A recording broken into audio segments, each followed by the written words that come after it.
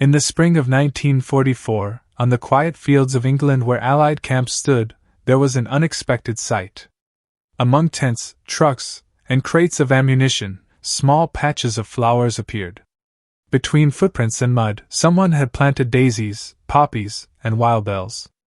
As the war moved toward its decisive phase, these fragile blossoms seemed almost defiant, small acts of life amid the machinery of destruction. Even in uniform, soldiers were trying to remember what it meant to simply be human. In the spring of 1944, southern England became one vast military camp. Across the fields of Dorset, Hampshire, and Kent stretched endless rows of tents, Quonset huts, and camouflaged vehicles. The air carried the smell of fuel, wet earth, and anticipation. The men who filled these temporary cities were engineers, soldiers whose task was not destruction but construction. They built roads, bridges, airstrips, and depots that would soon feed the invasion across the Channel. For months they worked under secrecy and tension, living between fatigue and expectation, between mud and blueprints. Amid this landscape of discipline and machinery, something unusual began to appear. Along the paths that connected supply depots and mess tents, small patches of color broke through the monotony of khaki and gray. Someone had planted flowers, wild daisies, poppies, primroses, and even bits of lavender taken from nearby hedgerows. The flowers grew in rusted fuel cans, in the hollow of helmets, in empty ammunition crates filled with soil. They were fragile, imperfect, and utterly out of place. Yet in that moment, they seemed to matter more than the machinery around them. No official record ordered these acts. They were not part of training manuals or morale programs. They were spontaneous gestures born out of exhaustion and memory. Many of the men had been far from home for years. They came from small towns in the Midwest, from farms in Yorkshire, from factories in Ontario. Some had once worked as carpenters or gardeners before the war turned them into soldiers. Surrounded by barracks and noise, they recreated, almost unconsciously, fragments of the quiet life they had left behind. A few planted seeds brought from home, others simply transplanted what grew nearby. The sight of flowers inside a combat camp carried a strange kind of defiance. While bombers roared overhead and generals spoke of the invasion that would decide Europe's fate, these small green shoots represented something entirely different. They spoke of continuity, of the belief that the world beyond the wire still existed, that seasons still changed, and that the soil beneath their boots could still give life. For the engineers, who spent their days shaping terrain for war, planting something that grew on its own felt almost revolutionary. To those who passed through the camps, the effect was disarming. Drivers delivering supplies would notice bursts of color along the road and slow down for a moment, surprised. Officers walking to briefings sometimes stopped to look. The contrast between the precision of military order and the randomness of a flower bed was startling. It softened the edges of a world built on discipline. Even if no one spoke of it, everyone understood its meaning. By the time the engineers left for Normandy, the fields they had occupied were marked by both trenches and petals. When their tents were packed and their vehicles rolled toward the ports, traces of color remained behind, scattered among the mud and tire tracks. Those flowers, surviving for a few more weeks under the English rain, became a quiet memorial to the days before the storm, to the strange, fleeting moment when men preparing for the greatest invasion in history still found time to make something grow. Combat engineers lived within a rhythm that offered no peace.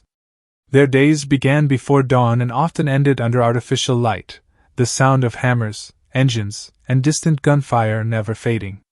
Unlike infantrymen, who moved with the front, engineers occupied the uncertain space between battle and rebuilding. They advanced with assault troops to clear mines, then stayed behind to construct what war had just destroyed. Roads, bridges, fuel depots, and airfields were built under conditions where any mistake could cost not only lives but entire operations. Theirs was a war of endurance rather than glory.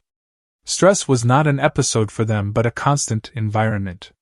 They carried no illusions about rest. Even in rear areas, work never truly stopped. When gunfire ceased, new assignments appeared: rebuild a blown bridge, reinforce a runway, restore a supply road washed out by rain. The pace of movement across Europe after D-Day made their burden heavier. Every mile advanced by the Allied armies demanded a chain of functioning routes and depots behind it, and it was the engineers who had to make that happen. They worked with bulldozers, dynamite, and sweat, turning chaos into structure, mud into direction. The danger was unique and relentless. A road could be mined, a bridge could collapse under shellfire, and the enemy often targeted engineers precisely because their work sustained the offensive. In memoirs of the U.S. Army Corps of Engineers and the British Royal Engineers, soldiers described how they grew used to explosions that came without warning.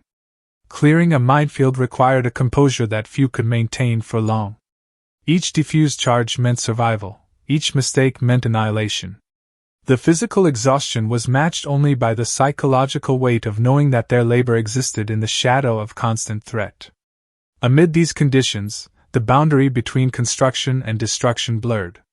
They built to survive, but everything they built could be erased overnight. The men who once shaped landscapes for living now shaped them for killing. Concrete and timber became temporary. Bridges and airfields were made to be expendable. This impermanence eroded something inside them. To keep working meant to accept that permanence no longer existed. Yet somewhere within that fatigue, many sought moments that reminded them of normal life. Small fragments of order in a world where everything was collapsing.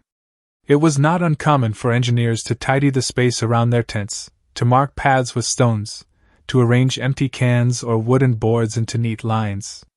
These gestures were never ordered, they appeared instinctively, a defense against the chaos surrounding them.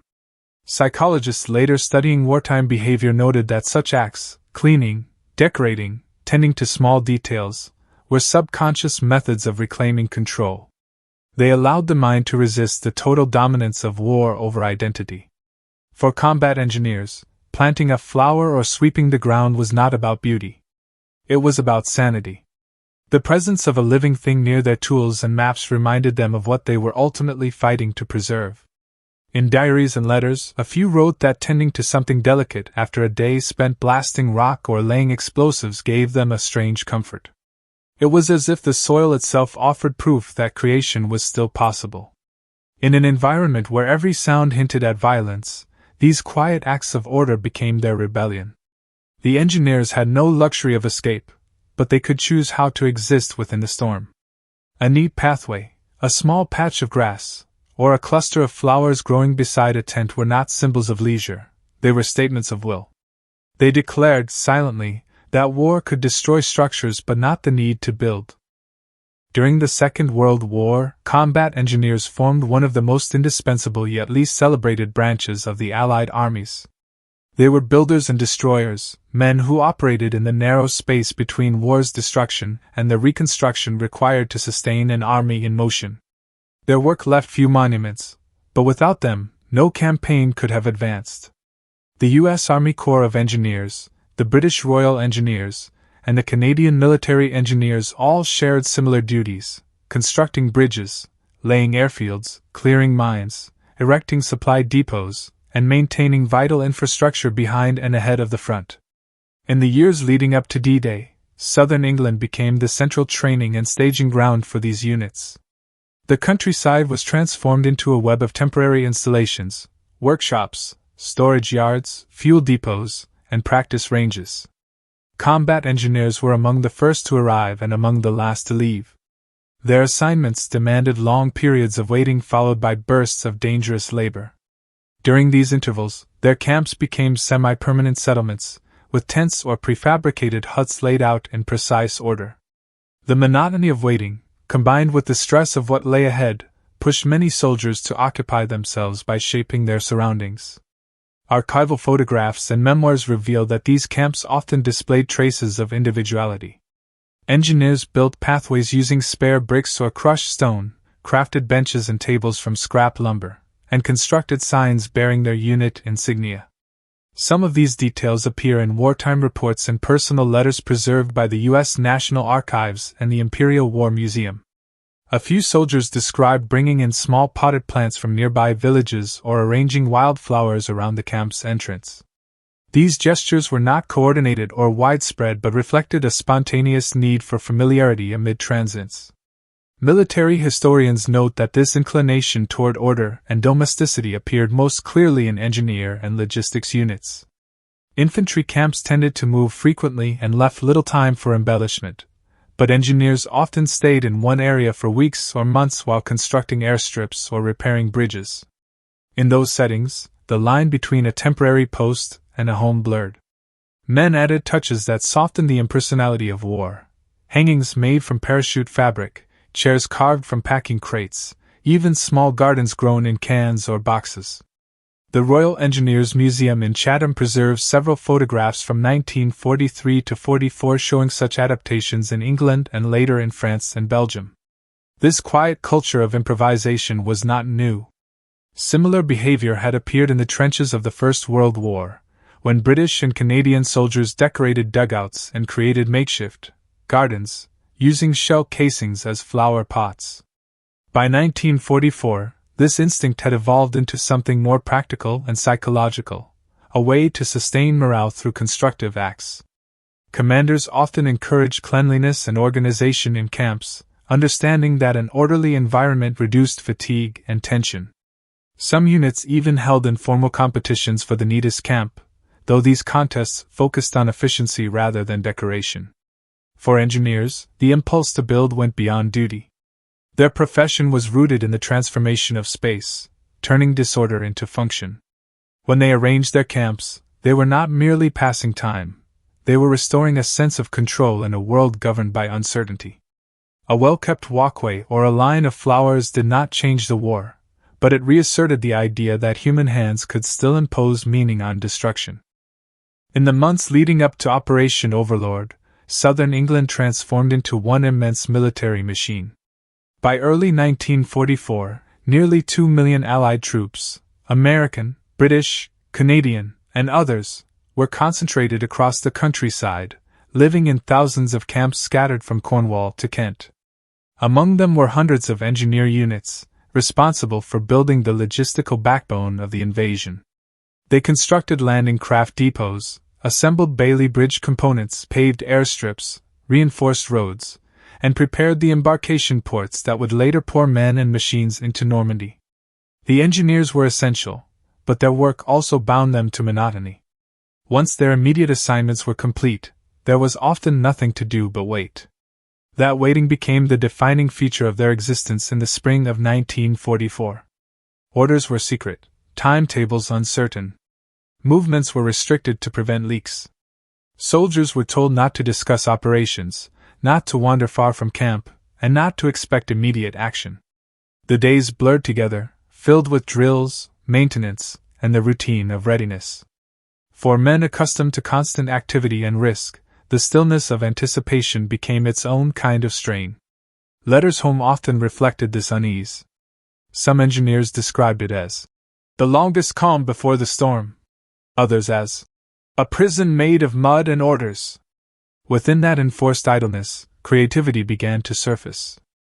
Engineers were men trained to solve problems with their hands, and they applied that instinct to their surroundings. They built makeshift furniture from ration crates, carved signs marking the names of their units, and organized small improvements to the camps. When British and American commanders encouraged troops to maintain cleanliness and morale, many engineers went further, transforming their temporary settlements into reflections of order and home. They lined paths with stones, cleared drainage ditches, planted shrubs scavenged from nearby hedgerows, and sometimes even transplanted wildflowers into small patches of soil. Eyewitness accounts and photographs preserved in the Imperial War Museum and the U.S. National Archives show these quiet scenes of preparation: tents arranged in perfect rows, camp entrances framed by simple gates, and small flower beds built from scrap timber. None of it was mandated, but commanders rarely interfered. They understood that such efforts helped men stay grounded during long periods of inactivity. In some units, these acts of care even became informal habits, part morale booster, part discipline exercise. The impulse to plant or decorate was not about leisure. It was about restoring a sense of humanity during one of the most mechanized moments in history. The engineers, more than most, understood transformation. They could look at a bare field and imagine a runway, at a swamp and imagine a bridge. Planting a flower was simply another expression of that instinct, to turn emptiness into function, barrenness into life. In that sense, the months before D-Day became the quiet laboratory of their resilience. The catalyst, therefore, was not a single event but a condition, a mixture of waiting, uncertainty, and suppressed fear. Men who had crossed oceans to fight now found themselves confined to the quiet countryside, surrounded by secrecy and routine. The urge to create something living in that dead interval was almost inevitable. A can filled with soil and a few wildflowers could become a symbol of patience, a protest against paralysis, or a reminder that the world beyond the wire was still turning. The process of creating these small gardens was as improvised as the camps themselves. Combat engineers, accustomed to solving practical problems with whatever materials were available, applied the same ingenuity to their surroundings. There was no formal planning, no design beyond the immediate impulse to make something grow. Soil was gathered from nearby fields or ditches and packed into empty ammunition boxes, fuel tins, ration cans, and even discarded helmets. These makeshift containers lined the entrances to tents and workshops, forming uneven rows of green and color amid the browns and grays of military life. The plants were equally improvised. Some were transplanted from hedgerows that bordered the English countryside, others came from the small gardens of local villagers who shared seeds or cuttings with soldiers. Wild daisies, bluebells, buttercups, and poppies became common choices, resilient species that could survive neglect and poor soil. In some camps, the men scavenged shrubs or tufts of grass to create a semblance of order. Watering them required discipline, as clean water was always limited, but a few soldiers quietly spared a cup from their daily rations. There was no official encouragement or written acknowledgement of this practice in army regulations, but commanding officers rarely objected. Many recognized that small acts of creation steadied morale more effectively than lectures or inspections. A well-kept camp was already a point of pride. A camp that looked alive carried a different kind of strength. The Royal Engineers' field manuals often emphasized tidiness and hygiene, and within that framework, these small gardens fit naturally, even if they went unrecorded. The intent behind these gestures was subtle. They were not attempts at beautification in any conventional sense. The camps remained rough, functional, and temporary. The flowers served no tactical purpose, no ceremonial meaning. Yet they represented a psychological necessity, the reaffirmation of normal life within an environment devoted entirely to war. For engineers, whose work revolved around transforming landscapes for strategic goals, cultivating something organic and fragile felt like reclaiming a deeper purpose. Their craft was normally destructive by necessity. To build a bridge, they demolished obstacles. To clear a minefield, they exploded the ground. To construct an airstrip, they stripped away vegetation. In that context, planting something rather than tearing it apart became an act of quiet rebellion against the mechanical rhythm of war. It reminded them that creation was still within their control.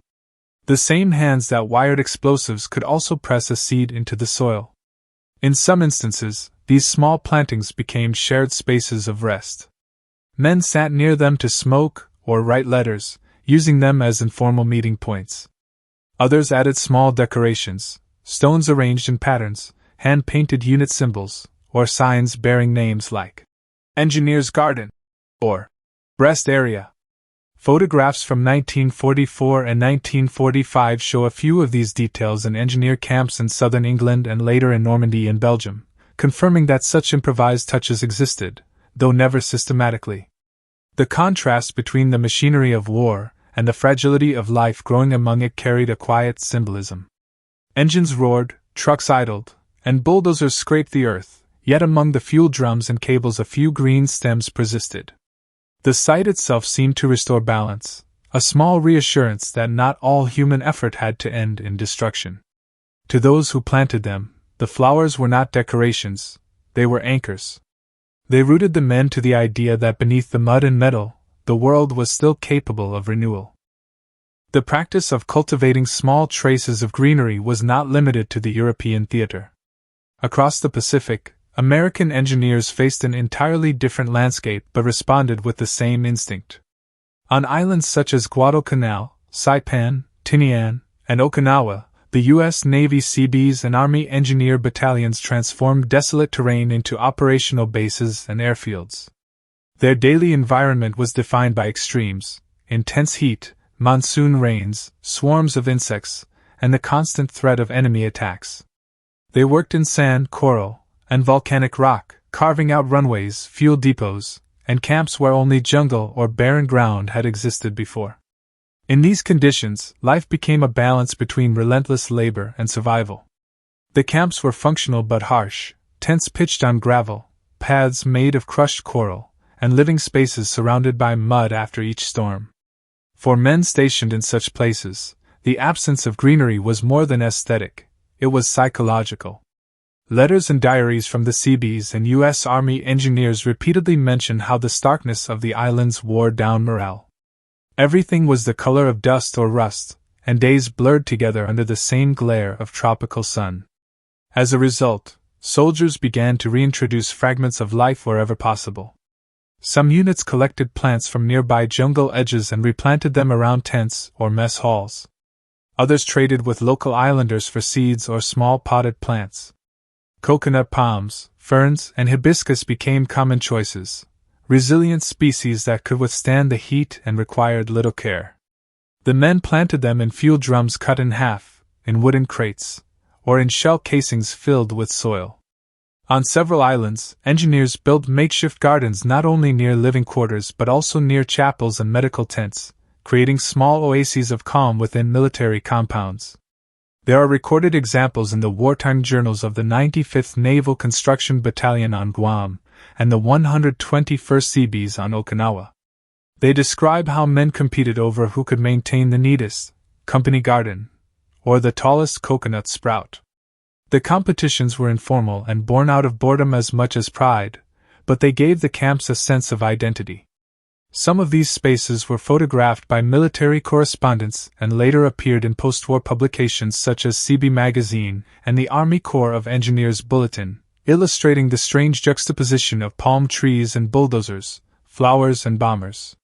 For engineers and Seabees alike, the act of planting was part of the same impulse that drove their professional mission: to make the uninhabitable livable. On the islands, they fought against nature as much as the enemy, draining swamps, paving coral, and controlling erosion. Planting greenery served both practical and emotional purposes. A few units discovered that vegetation reduced dust or stabilized loose sand around tents, but more importantly, it provided comfort.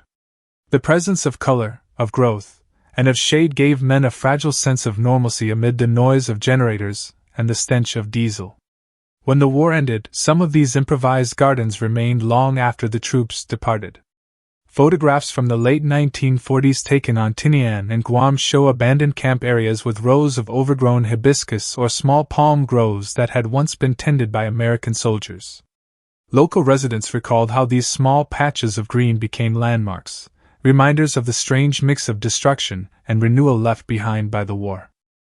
Although the planting of flowers around military camps was never an organized or widespread phenomenon, it left a subtle but lasting mark on the collective memory of those who served. For many veterans of the Allied engineering units, both in Europe and the Pacific, the image of a small patch of green amid dust, steel, and noise remained one of the clearest memories of their wartime life. It appeared in memoirs, interviews, and oral histories recorded decades later, not as a military fact but as a human one. The engineers' impulse to tame their surroundings symbolized something fundamental about their identity: the drive to impose order upon chaos, to make the unlivable slightly more livable. In the years after the war, as veterans reflected on their experiences, this detail often resurfaced. Soldiers who had spent years surrounded by destruction remembered the act of planting or maintaining a small garden as one of the few gestures that felt normal. For engineers, it captured the essence of their work. They were builders in the midst of ruin, constructing bridges under fire, clearing mines, and restoring infrastructure so that others could move forward. Creating pockets of calm around their camps fit naturally into this ethos. They did not see it as sentimentality but as discipline, a continuation of their professional instinct to transform environments for survival. This mentality spread informally among Allied engineering formations. Reports from both the U.S. Army Corps of Engineers and the Royal Engineers showed that units prided themselves on maintaining clean, organized, and well-structured camps. Commanders encouraged this habit, knowing it strengthened morale and reduced psychological strain. Over time, the tendency to improve the physical environment, through neat arrangements, handmade furniture, or occasional plantings, became a quiet cultural signature of engineering troops. Photographs taken in liberated France, Belgium, and the Philippines between 1944 and 1945 reveal similar scenes: orderly camps, handmade signs, and the occasional trace of flowers or vegetation arranged with care. After the war, the influence of this behavior extended into the post-war identity of military engineering.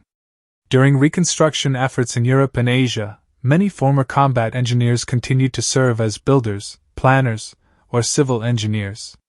The same belief that structure and care could counter disorder shaped the early ethos of the U.S. Army Corps of Engineers' peacetime missions and the British Royal Engineers' post-war rebuilding programs.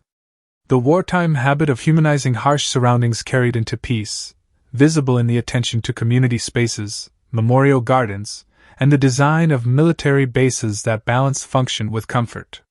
In veteran testimonies collected by the Imperial War Museum and the U.S. Veterans History Project, engineers often mentioned how maintaining a sense of order through small creative acts helped preserve their humanity.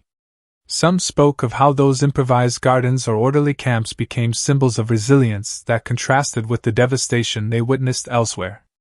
The practice, though small and unofficial, became part of the moral vocabulary of the engineering corps. To create, even when surrounded by destruction, was itself a form of victory. This influence persisted subtly in later conflicts. In Korea and Vietnam, American and Commonwealth engineer units were again noted for improving their camps with handmade decorations and occasionally planted greenery. Military publications like the Engineer School magazine and the Royal Engineers Journal from the 1950s and 1960s included photographs showing similar scenes, reinforcing the continuity of that culture. Decades after the end of the Second World War, the traces of those small wartime gardens continued to surface in photographs, letters, and the collective memory of military engineers. Archival images preserved by the U.S. Army Corps of Engineers, the Royal Engineers Museum, and the Canadian War Museum show camps where simple wooden fences enclosed patches of grass or where flowers grew beside flagpoles and memorial stones. These images, once ordinary and unremarkable, gained new meaning with time. They became visual proof that even within the temporary landscapes of war, soldiers sought to restore continuity with the life they had left behind. As post-war armies evolved, the instinct to humanize the environment persisted. During the Korean War, the Vietnam War, and later in peacekeeping missions across the Balkans, Africa, and the Middle East, engineer units continued to cultivate small gardens or landscaped corners around their bases. These were not decorative gestures but reflections of professional and psychological continuity. In operational reports from United Nations peacekeeping forces in Lebanon and Kosovo, engineers described how soldiers built remembrance gardens near headquarters, planting trees or flowers in honor of fallen comrades. The idea echoed the improvised acts of the 1940s, when creation itself served as a counterbalance to destruction. This tradition also found its way into the design of permanent military installations. From the 1950s onward, the U.S. Army Corps of Engineers and their British counterparts integrated landscaped memorial areas, green zones, and ceremonial gardens into the architecture of bases and training centers. What began as improvised acts of personal resilience evolved into institutional expressions of remembrance. The practice embodied a broader post-war philosophy that military environments should not be purely functional but should also reflect the human values they were meant to defend. Among veterans, the memory of those improvised gardens carried symbolic weight. Oral histories collected throughout the late 20th century often returned to this theme. Men who had served in Europe or the Pacific spoke of the relief that came from seeing something grow among the machinery of war. For some, those memories became metaphors for recovery itself, the idea that life could return even after devastation.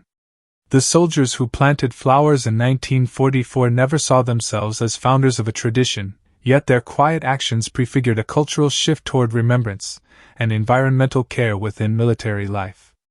In contemporary military engineering, echoes of that spirit remain visible. At bases from Kuwait to South Sudan, soldiers and peacekeepers still build small gardens or maintain trees planted to honor local partnerships and fallen personnel. During NATO operations in Afghanistan, engineers often created memory corners within forward operating bases, surrounding them with stones, plants, or hand-built wooden markers. These acts were voluntary and unofficial, yet universally understood among those who lived through the same cycle of building, destruction, and rebuilding.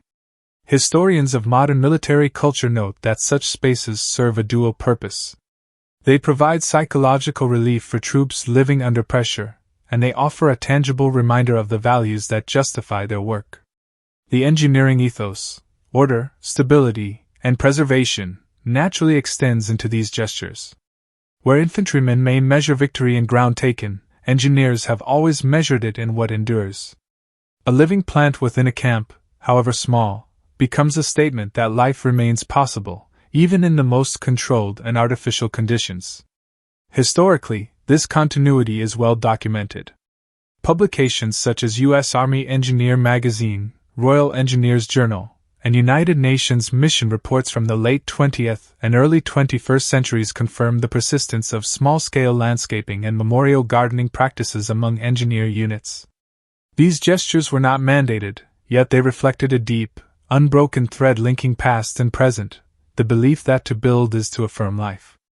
The improvised flower beds of 1944 thus evolved into lasting symbols of the engineer's creed, a quiet legacy of resilience, memory, and the will to make beauty out of desolation.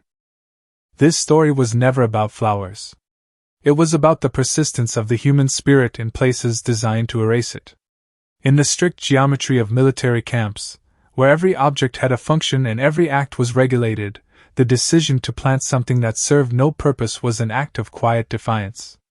It revealed that even in a world governed by efficiency, destruction, and survival, the instinct to create remained indestructible. The flowers that appeared beside tents and workshops were not symbols of discipline but of belief. Belief that life could still emerge from exhaustion, that something fragile could exist alongside steel. For the combat engineers, this belief had a particular resonance. They lived in a paradox. They were builders inside a machine of destruction. Their daily work turned the wilderness into airfields, the rivers into roads, and the rubble into bridges. Every structure they raised carried the implicit understanding that it could be destroyed the next day. Yet they built anyway. The act of creation, even in the shadow of inevitable ruin, became a statement of identity. To build, for them, was not merely a duty, it was a form of resistance against the impermanence of war. Planting a flower followed the same logic. It was a declaration that not everything had to serve strategy. Some things could exist simply to remind them of why they fought. In a broader sense, the gardens of war symbolized the continuity of civilization within chaos. History has shown that wherever conflict spreads, people instinctively reintroduce traces of life. A tree planted in a trench, a painting hung inside a bunker, a song sung above the sound of artillery. These gestures are universal because they reaffirm a truth that war tries to erase, that destruction can never fully consume the human need for meaning.